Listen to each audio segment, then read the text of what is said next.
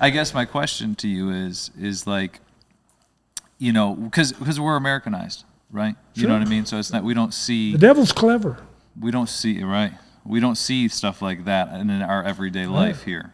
But in that different culture, you know, even just the fact of the concept of a witch doctor is so foreign. Oh, yeah. Do you know what I mean? But in that culture, if you grew up in that culture, that is the most common thing. I mean, oh, man. Giving your kids to be a sacrifice, you know, a sacrifice. Someone in America would be like that. Well, it's like now, yes, but it does. Absolutely. It's like we were talking about years ago. I had heard of this particular tribe called the BISA Tribe, and they're the what tribe? BISA, BISA, BISA Tribe, and they were about 20,000, very smaller tribe, but they were in an area called Luangwa Valley, okay, which is in the middle of lion territory. And so there's really no roads to get in there until it's the extreme dry season where the rivers go down.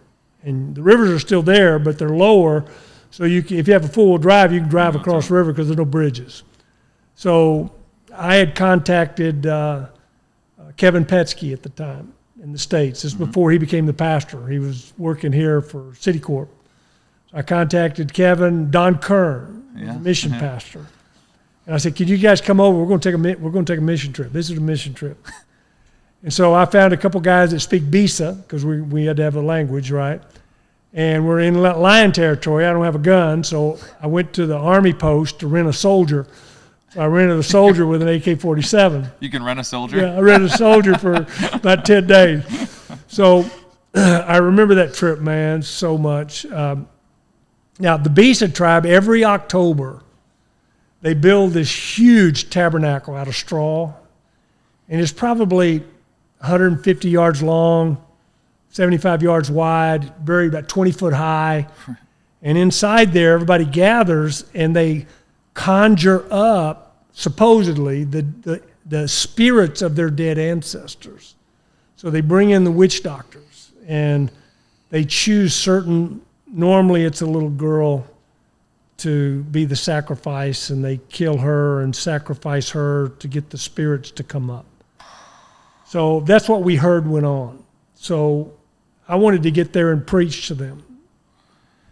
And so we finally, I remember coming off that mountain. We came off of a mountain. All of a sudden we looked, and there's the valley. And man, there's nothing but boulders all the way down this mountain. It's like, you see you got a S down it, boom, boom, just, it was amazing. And then, of course, the first river, the water's coming in over the windows, but we got the exhaust up. We have a diesel, so we're going on across. And we finally get there. So proper protocol, you go see the chief to ask permission. So his name was Nabualia, Chief Nabualia. So we went to his little chiefship, he calls his royal establishment. Anyway, we're talking with him, and we said, "Look, we'd like to visit your ceremony." And of course, he refused. He said, "No white man can go in there, so you can't." He said, "But you need to set your tents just outside because the lions are everywhere." He said, "See the hut?" I said, "Yeah. Last night, 2 lions went in that hut and ate the old woman. So there's 2 male lions running around here, so be careful." I'll never forget that first night, the screaming, the chanting, the drums, the yelling. If you could cut evil with a knife, we had 2 tents. We set it up just outside, had a fire going. So when people would walk out the ceremony and come by, they would see us and they would talk and we'd witness to them. So after several days, we had led 350 BISA people to Christ as they were sitting around asking questions about the Bible. But that first night, I had the guard sleeping with me in the tent. So I got to get up and relieve myself. There's no porta potties. You got to go out in the bush somewhere. So I said, "I got to go to the bathroom." He goes, "Oh, I need to go with you." And I go, "I can take care of it." He goes, "No, look." Well, I looked over at this mango tree, big moonlit night.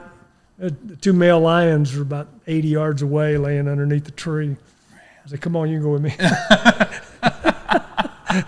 So anyway, so we got up the next morning, and there was 2 sets of paw prints around our tent.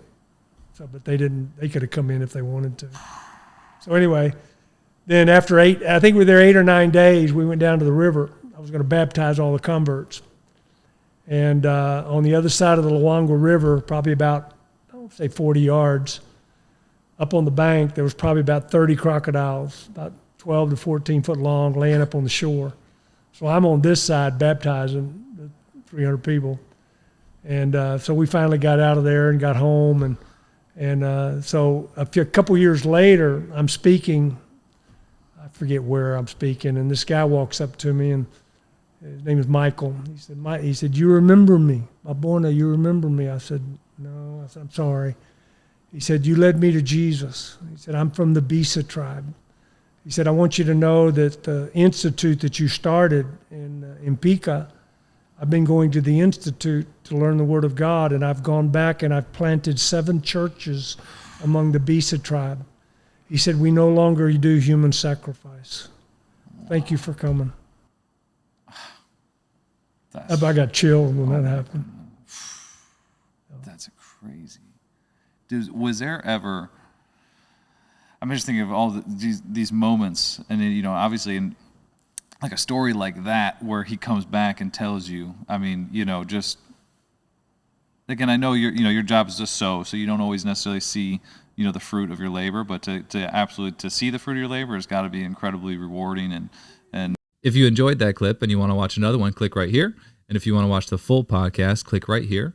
And don't forget to like and subscribe if you find this content valuable.